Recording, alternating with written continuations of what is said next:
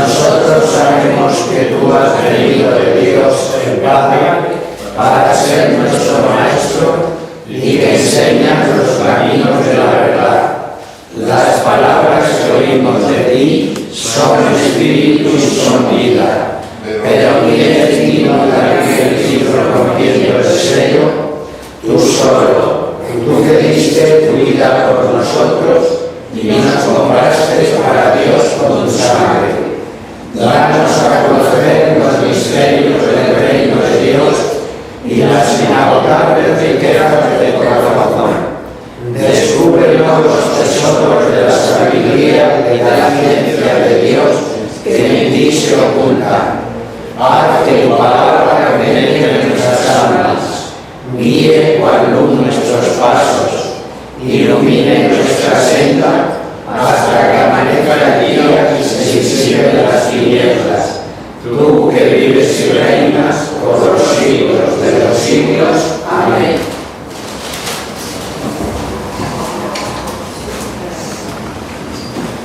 Muy bien, pues hacemos un alto en el curso de las cartas de San Pablo y como mes de mayo que estamos, pues vamos a dedicar hoy la charla a hablar de la Santísima Virgen. La Iglesia, siempre que se ha encontrado con algún problema de fe o de costumbre, pues convocaba un concilio y así, asistida por el Espíritu Santo, aclaraba, definía o solucionaba el problema que se le presentaba. Y así desde muy al principio, porque si recordáis, el primer concilio en la Iglesia se da ya en el año 50, aproximadamente sobre el año 50, que es el concilio de Jerusalén. San Pablo tiene verdaderos problemas con los judaizantes, es decir, con los judíos que se han convertido al cristianismo, que decía que los gentiles que se convertían y pasaban al cristianismo debían circuncidarse y cumplir la ley de Moisés. Y claro, era un verdadero problema para Pablo, que decía que para entrar en el cristianismo no era necesario pasar por el judaísmo. Pues así en el año 50, digo, aproximadamente sobre el año 50, se reúnen los apóstoles en Jerusalén y despejan las dudas sobre la necesidad de la circuncisión, diciendo que no es necesaria la circuncisión para los paganos que se iniciaban en el cristianismo. Unos cientos de años después, en el 325, empiezan a surgir las primeras herejías, y así Arrio, que niega la divinidad de Jesucristo, pues la Iglesia, para salir al paso, convoca el concilio de Nicea. Y de ahí, del concilio de Nicea, pues surge el famoso credo de Nicea, síntesis de nuestra fe y credo que todavía hoy rezamos, afirmando la divinidad de Jesucristo. Poco tiempo después, unos 100 años después, en el 421, también ante otra falsedad, la de Nestorio, que dice que Jesucristo tiene dos naturalezas, pero también dos personas, pues la Iglesia convoca el concilio de Éfeso y soluciona el problema. Pero con el concilio Vaticano II es singular, es especial. Cuando en 1959 Juan XXIII se dirige a los obispos, a los teólogos y a las congregaciones y les pregunta si la Iglesia convoca un concilio, ¿qué temas se deberían tratar? Es verdad que surgen muchos y variados temas, pero hay uno en el que casi coinciden todos, y es que la Iglesia, que el concilio hable de María. Y así el concilio se inaugura el 11 de octubre del 62, de 1962, y vaya si habló de María. Habló largo y tendido de María. Todo el título octavo de la Constitución Dogmática Lumen Gentium es una verdadera gozada para cuantos sentimos la maternidad de María. ¿Cuál no sería el valor de ese título octavo que Pablo VI, en la clausura de la tercera etapa del concilio, dijo: es la primera vez y decirlo nos llena de emoción, que un concilio ecuménico presenta una síntesis tan extensa de la doctrina católica sobre el puesto que María Santísima ocupa en el misterio de Cristo y de la Iglesia. Esto corresponde a la meta que el concilio se ha fijado: manifestar el rostro de la Iglesia, a la que María está íntimamente unida y de la cual, como egregiamente se ha afirmado, es la parte mejor, la parte mayor, la parte principal y la parte más selecta.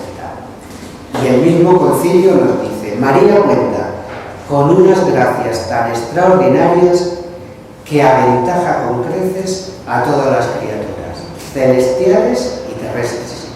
Es decir, que ni los ángeles la llegan. María está por encima de los ángeles. Fijaos, todos hemos existido desde la eternidad en la mente de Dios, muchos millones de años antes que nosotros hayamos venido a la existencia. Dios ya pensaba en cada uno de nosotros. Cada uno de nosotros estaba en la mente de Dios. Él ya desde entonces nos amaba a cada uno. Si esto es así para todos, ¿qué podremos decir de María? Dicen los mariólogos, los que escriben sobre María y los que quizás más enamorados están de María: María es la idea más grande de Dios después de la que Él tiene de sí mismo. Algo sumamente interesante. Ella ocupa la mente de Dios más y mejor que ninguno. Podemos pensar, dicen los mariólogos, que la creación fue un ensayo de Dios para formar a María como la obra maestra de sus manos. Por eso podemos ver a María cada vez que contemplamos la creación, cada vez que contemplamos la naturaleza. Así el azul del cielo pues nos recuerda su manto, las estrellas pues las orlas que adornan ese manto, el sol, su luz sin mancha y sin sombras, el mar, la intensidad de su gracia, la inmensidad de su gracia, las flores, su belleza y su aroma. Por eso decimos que María viene a ser como un resumen de la creación. Fijaos, todo el Antiguo Testamento está proyectado hacia el Nuevo Testamento, está proyectado hacia Cristo. Por lo tanto, está lleno de profecías, de símbolos y de figuras cuyo objeto es el Mesías, cuyo objeto es Cristo. Pero también hay profecías, hay símbolos y hay figuras cuyo objeto es María. Vamos a ver algunas de estas profecías, algunos de estos símbolos y algunas de estas figuras que se refieren a María. Fijaos, la primera profecía sobre María, sobre la Virgen, la hace directamente Dios en el paraíso. ¿Recordáis cuando en el pecado de nuestros primeros padres Dios se dirige a la serpiente y dice: una mujer quebrantará tu cabeza? Así dice Dios a la serpiente. Fijaos, la Iglesia ha reconocido siempre en este pasaje que anuncia la victoria de la mujer y de su descendencia sobre la serpiente, una profecía de lo que habría de suceder en Cristo y en María. Por eso este texto se conoce como el protoevangelio. Esta es pues la primera profecía referida a María que nos da el mismo Dios. Otra profecía sobre María la tenemos en Isaías 7:14. He aquí que una virgen concebirá y dará a luz un hijo y le pondrás por nombre Emmanuel, se llamará Emmanuel. La profecía de Isaías sobre su virginidad. Símbolos, pues son muchos más numerosos. El paraíso terrenal con el árbol de la vida, pues es símbolo de María. ¿Recordáis que cuando se nos habla del paraíso, se nos habla de la creación, se nos dice que en el centro del paraíso estaba el árbol de la vida, cuyos frutos conferían a nuestros primeros padres la inmortalidad?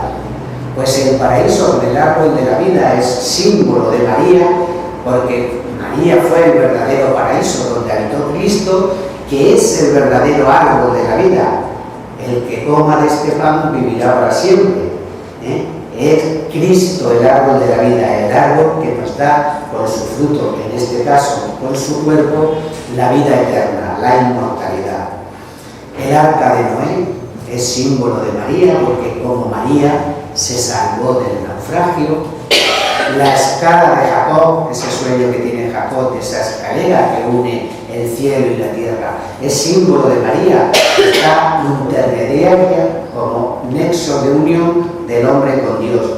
El arca de la alianza es símbolo de María, porque el arca, hecha con maderas nobles, contenía en su interior el pan del cielo, el maná.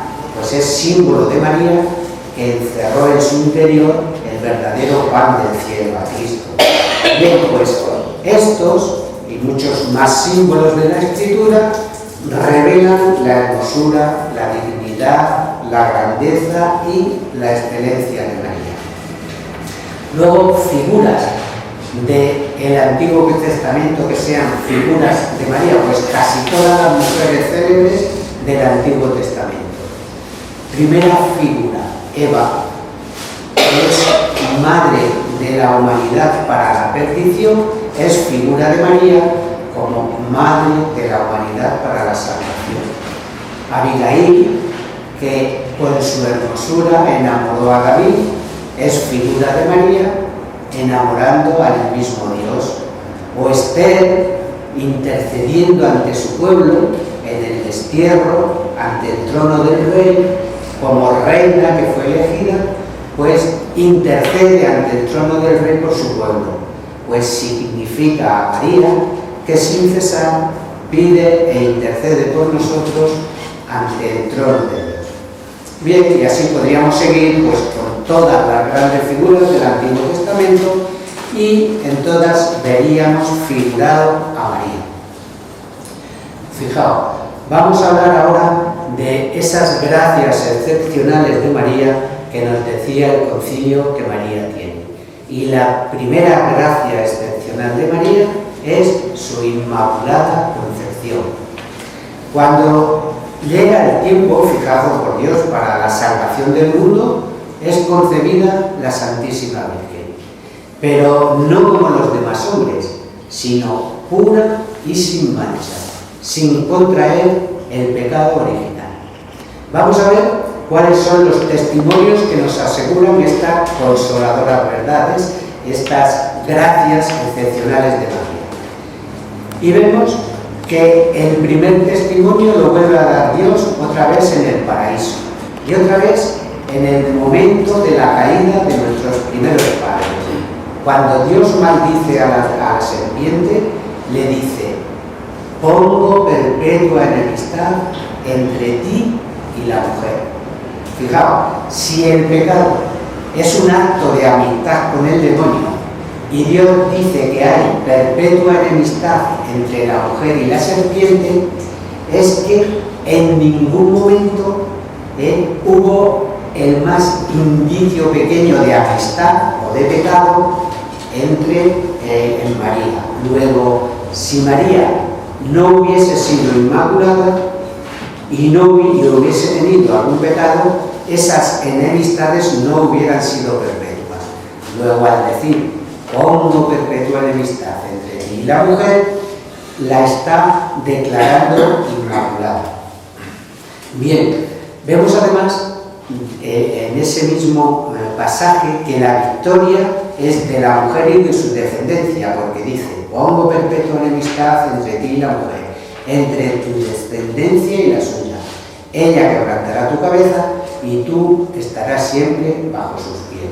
Decimos que la victoria es de la mujer y su descendencia, y sabemos quién es su descendencia.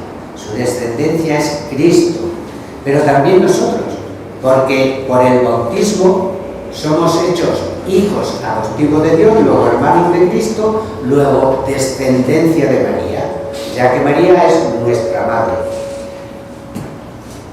Luego, con ella y por ella debemos luchar contra el demonio, y así imitaremos más su pureza inmaculada al luchar y a vencer a Satanás. Tenemos pues el primer testimonio sobre su inmaculada concepción: Dios: pongo perpetua enemistad entre ti y la mujer, entre la serpiente y la mujer.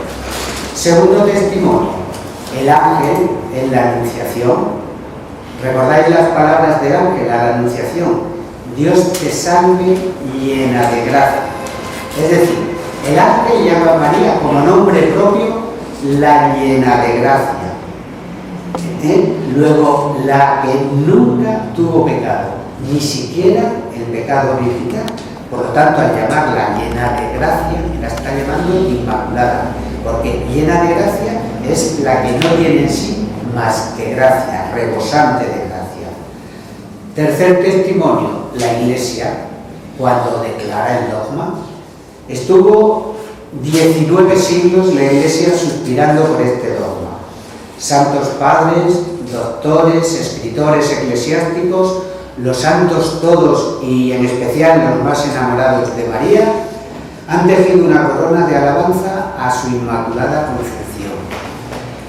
Pero con más fuerza si cabe fue el pueblo sencillo el que la aclamaba en sus cantares como limpia y pura en su concepción. Por lo tanto, podemos decir que no ha habido dogma más hondamente sentido y más comprendido por todos que este dogma de la Inmaculada Concepción. Podríamos decir que fue un dogma por aclamación popular. Por eso, el Papa Pío IX declara el dogma de la Inmaculada Concepción el 8 de diciembre de 1854. Cuarto testimonio de su Inmaculada Concepción, pues lo da María misma. ¿Recordáis? María confirma las palabras de Dios, del ángel, también las palabras infalibles del Papa, y es en Lourdes quien después de 17 apariciones le dice a Bernadette: yo soy la Inmaculada Concepción. ¿Veis? Por lo tanto, Dios, el ángel, la Iglesia, María misma, son los testimonios que proclaman este dogma. Y nosotros, ante el dogma de la Inmaculada Concepción, ¿qué hacemos? ¿Gozarnos en él? Está muy bien, pero no es suficiente. Podemos y debemos tomar parte de él. María es la capitana al frente de un ejército que lucha contra la serpiente, que lucha contra el demonio. Tenemos que alistarnos en las filas de ese ejército y luchar contra el pecado y en todas sus manifestaciones de tibieza, de ingratitud. Y solo así pues seremos imitadores de María Inmaculada. Fijaos, María fue elegida para ser la madre del Hijo. De María, Jesús había de tomar la carne y la sangre que como hostia pura y santa ofreciera en la cruz, luego, tiempo después, Cristo por la humanidad. Nadie ha podido elegir madre, todos hemos tenido la madre que Dios nos ha dado, pero Cristo sí pudo. Él sí eligió y formó a su madre como quiso.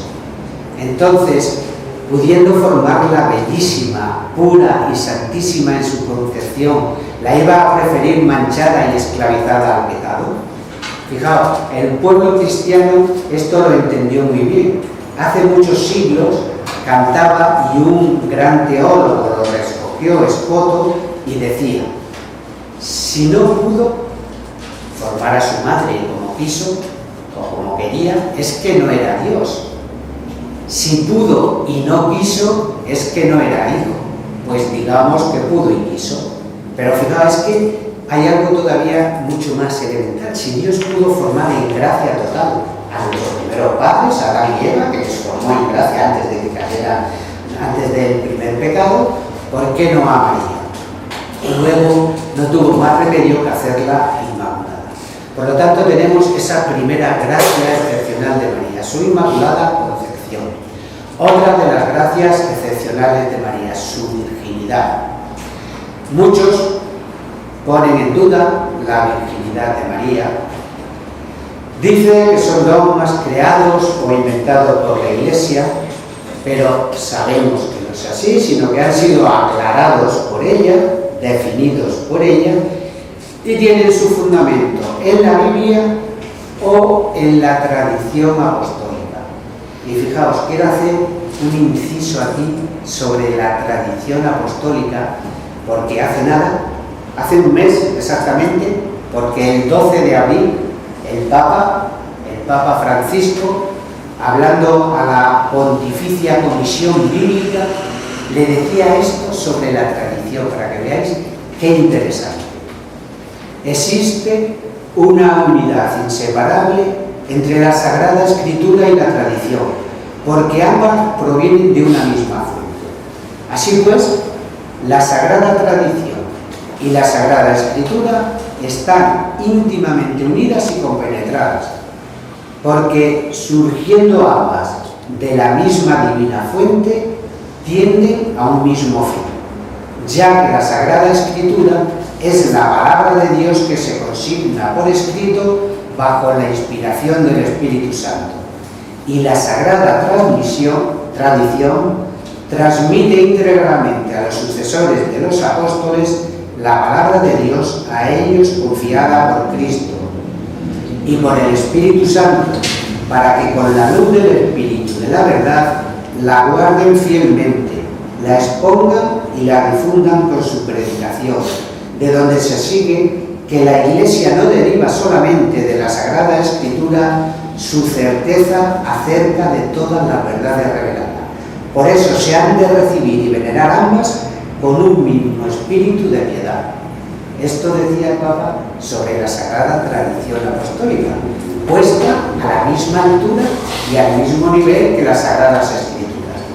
Y es que la Sagrada Tradición se compone de todas las verdades reveladas por Dios que no están incluidas en las Sagradas Escrituras y que han sido declaradas como verdades reveladas por la Iglesia.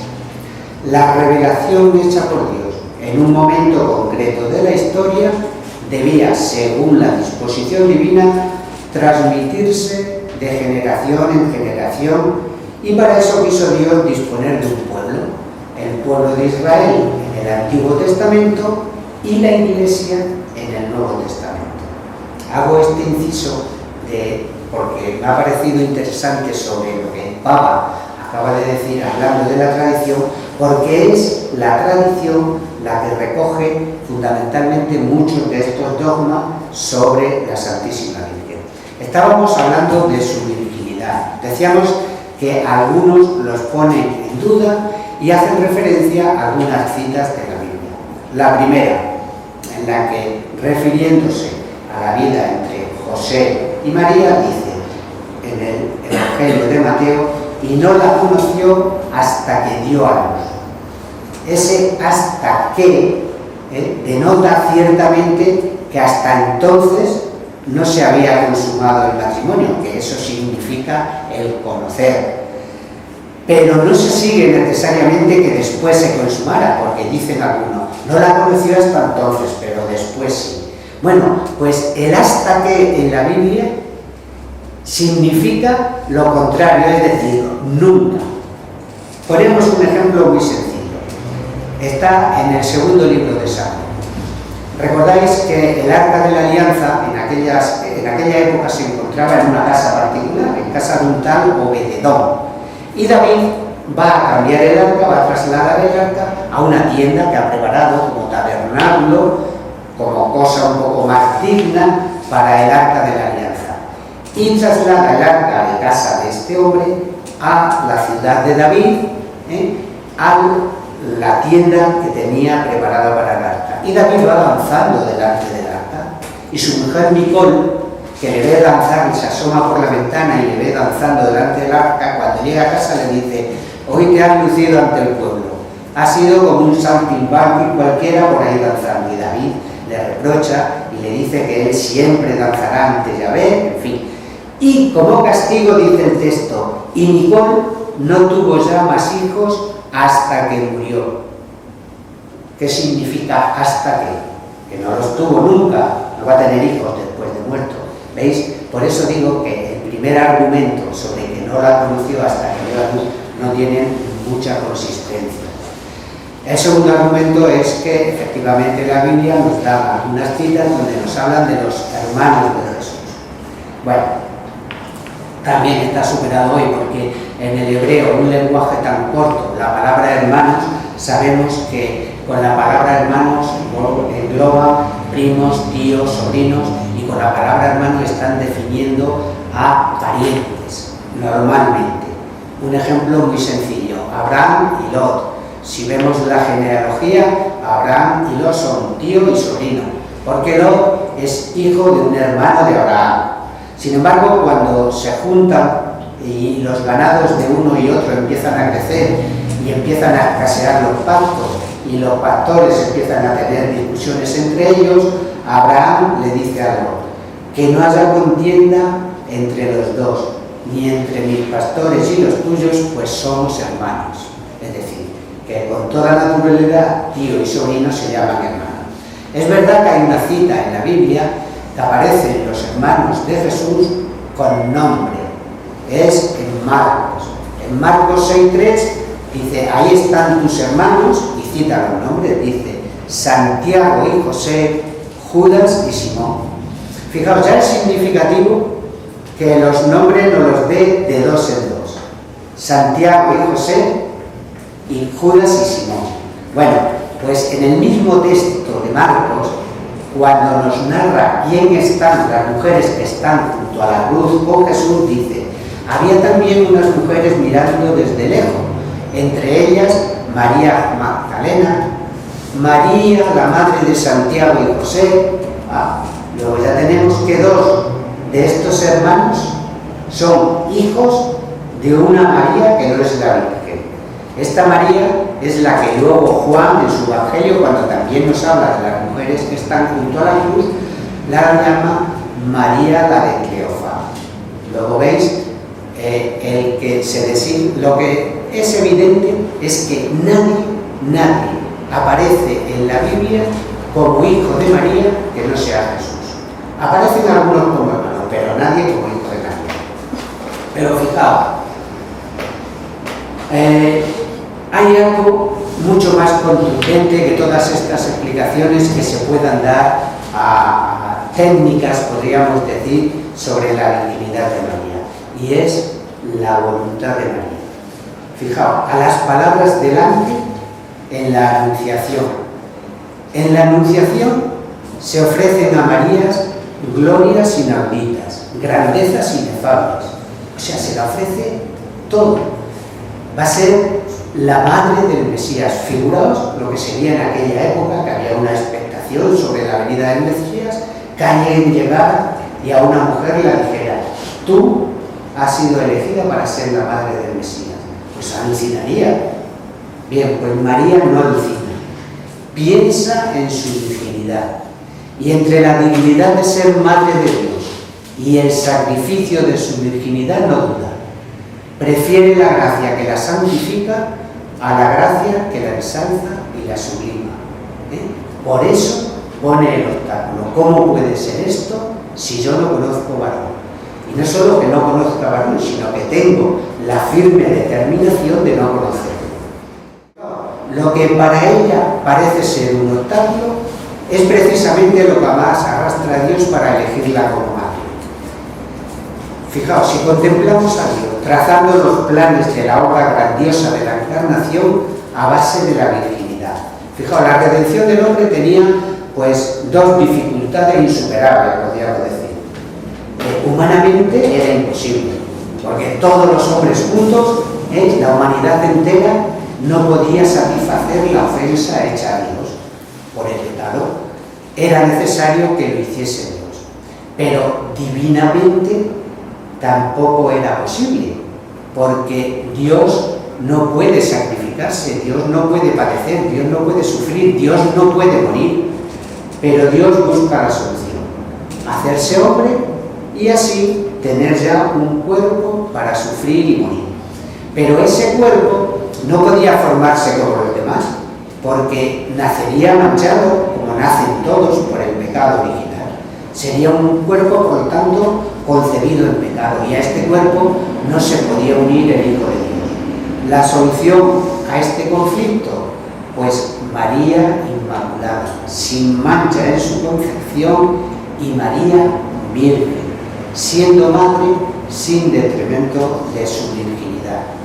Y así, pues Jesús, que es virgen, puro y santo como Dios, pues también lo será como hombre, porque su madre es pura, santa y virgen. Y una vez que el ángel en la Anunciación le allana este obstáculo, vemos la respuesta de María. El ángel ha terminado ya su misión y espera la respuesta de María. Y del fondo de su alma brotan estas sencillas palabras: he aquí la esclava del Señor. Fijaos, seguro de recordar que al principio, cuando la Anunciación dice que María se turbó ante las palabras del ángel, no se turbó por la presencia del ángel, sino ante lo que el ángel le anunciaba. Ahora es seguramente el ángel el que se turba ante estas palabras de María. Él, con todo su entendimiento angelical, seguro que no llega a comprender tanta santidad y tanta humildad. La reina de todas las reinas, la señora del cielo y de la tierra, la bendita entre todas las mujeres, es una esclava. ¿Qué sentiría Dios al ver esta conducta en María? Si dice que a los humildes y pobres de espíritus le llena de bienes, ¿qué haría con aquella su esclava? ¿Con qué gusto le diría: tú te haces esclava, yo te hago reina? Y mandaría pues a todos los coros angélicos que la venerasen como tal. María dice lo que siente y obra como dice, por eso añade: hágase en mí según su palabra. Y apenas pronunciadas estas palabras, el Espíritu Santo, como lo dijo el ángel, la cobijó con su sombra protectora y llevó a cabo la obra de la encarnación. Es en ese momento cuando se efectúa lo de y el Verbo se hizo carne y habitó entre nosotros. Fijaos, en el primer fiat, en el primer hágase en la creación, Dios saca todo de la nada. Hágase la luz, y la luz fue hecha. En este segundo fiat, en este segundo hágase, es María la que saca al mismo Dios de su eternidad para que, sin dejar de ser Dios, comience a ser hombre. En la Santísima Virgen, el Espíritu Santo organiza en la Inmaculada Sangre de María el cuerpo de Jesucristo, para que ese cuerpo y esa sangre que toma de la Virgen fueran la materia del sacrificio que para redimir al mundo ofrecerá más tarde en la cruz. Y María queda convertida desde ese instante en verdadera Madre de Dios. Otra de las gracias excepcionales de María. María, Madre de Dios. Y también Madre nuestra, porque así la proclamó Jesús desde la cruz cuando dijo al discípulo: ahí tienes a tu madre. ¿Veis? Pues podemos decir que la Madre de Dios es mi madre, y como la palabra de Dios es eficaz, hace lo que dice. María es en verdad Madre nuestra y nos ama pues con un amor igual con el que amó a Jesús. Pidámosla pues perdón por las veces que no la hemos amado y que no la hemos venerado como madre, por las veces que la hemos deshonrado con nuestra conducta, y pidamos a la Madre que, aunque alguna vez nos olvidemos de ser sus hijos, ella no se olvide nunca que es nuestra Madre. Hablamos ahora sobre la muerte de María. Bueno, la muerte de María, podríamos decir, es un tema abierto. Hay quien piensa que la Virgen no murió, porque dicen que si la muerte es consecuencia del pecado y la Virgen no tuvo pecado, no murió, y hay quien piensa que la Virgen murió, lo que pasa es que no sufrió la corrupción del sepulcro. Desde luego, el testimonio de la tradición sobre todo a partir del siglo II, es abrumador a favor de la muerte de María. Es decir, que piensa que María efectivamente murió. Fijaos, Juan Pablo II decía en junio del 97: algunos santos padres de la Iglesia describen a Jesús mismo que va a recibir a su madre en el momento de la muerte para introducirla en la gloria celeste. Así presentan la muerte de María como un acontecimiento de amor que la llevó a reunirse con su Hijo Divino para compartir con él la vida inmortal. Esto decía Juan Pablo II, y yo creo que tiene mucho peso, pudiera decir Juan Pablo II. San Juan Damasceno, que es de principios del siglo VIII, dice que el mismo Cristo le dio la última comunión diciéndola: recibe, Señora y Madre mía, de mis manos el cuerpo que tú me diste y que en tu preciosísimo seno se formó. Y que la Virgen respondería: Hijo mío, en tus manos encomiendo mi espíritu. Y el Señor entonces hizo salir aquella benditísima alma de su cuerpo y la tomó en sus manos para llevarla al cielo y allí ser coronada. Bien, pues así pensamos que pudo morir María. ¿Quién nos diera una muerte semejante? Podemos decir. Pero no olvidemos que la muerte es imagen de la vida.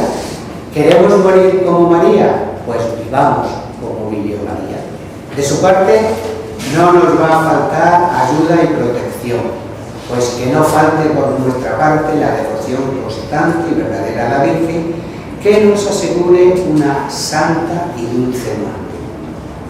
Pero el cuerpo de la Virgen, el cuerpo de María, no fue en ella, como en nosotros, pues ocasión de pecado, ni hubo el más mínimo indicio de pecado. Luego, era injusto que estuvieran separados.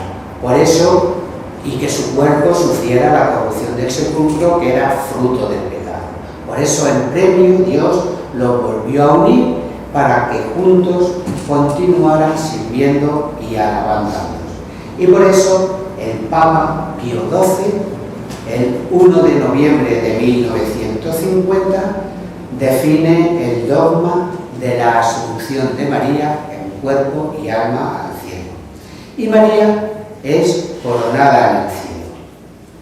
¿Quién podrá conocer desde aquí abajo lo que allí pasaría al entrar la Virgen en el cielo? Si San Pablo, que tuvo una visión un poco cercana a lo que era el cielo, dijo que ni el ojo vio ni el oído oyó, ¿quién desde aquí podrá imaginar lo que allí pasaba? No lo sabemos, pero lo podemos imaginar. Nos imaginamos, pues, a todos los cortesanos del cielo, cómo corren a contemplar la nueva reina, y al verla tan hermosas, unos a otros se preguntarían: ¿quién es esta que llega del mundo? Y camina, no sostenida por mano de ángeles, sino apoyadas en los brazos del mismo Dios. Y otros responderían: es la madre de nuestro Dios y de nuestro Rey, la santa de los santos, la pura, la inmaculada, la obra más hermosa de la creación, la que va a ser coronada como reina nuestra. Fijaos, todo esto con ser hermoso no es más que la entrada, ya que la gran apoteosis se verificaría cuando Dios, saliendo a su encuentro, la invitara a sentarse en el trono que a su dignidad de Madre de Dios correspondía y a ser coronada como reina. Ven y será coronada, la diría, con la corona preparada desde la eternidad. ¿Quién podrá imaginar lo que Dios tendría preparado para la que desde el primer instante de su concepción ya la amó más que todos los santos y ángeles juntos? Nos dice la Iglesia: fue exaltada sobre todos los coros de los ángeles, de suerte que no hay trono más elevado que el suyo. Pensemos además que Dios premia según los méritos, es decir, que conforme es el grado de santidad de un alma, así será el grado de gloria, pues la veríamos avanzar de la mano de Dios subir las gradas de su trono, sentarse en él y allí ser coronada por el Padre con la corona de la potestad, por el Hijo con la corona de la sabiduría y por el Espíritu Santo con la corona del amor. Y así coronada recibe el homenaje de todos los habitantes del cielo. El Padre la ensalza como a su hija predilecta y María le adora. El Hijo abraza a su madre y la madre le corresponde con sus ternezas y sus cariños. El Espíritu Santo se une inseparablemente a su purísima esposa y María le devuelve todo el amor de su corazón. Bien, pues la contemplamos así, coronada, pero no nos contentamos ni nos quedamos en su grandioso triunfo. Aprovechémonos de ella y pidámosla que nos enseñe el camino para llegar a su Hijo. Juan Pablo II también nos dijo, el mejor camino para llegar a Jesús es María. Y pidámosla con cariño que, aunque nosotros en muchas ocasiones nos olvidemos de ella, que ella no se olvide nunca de nosotros. Y aquí nos quedamos, rezamos la oración. Muy bien. Aplaudimos.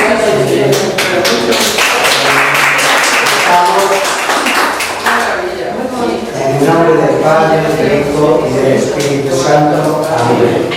Virgen, bella como la luna, delicia del cielo, en cuyo rostro se miran los santos y se contemplan los ángeles.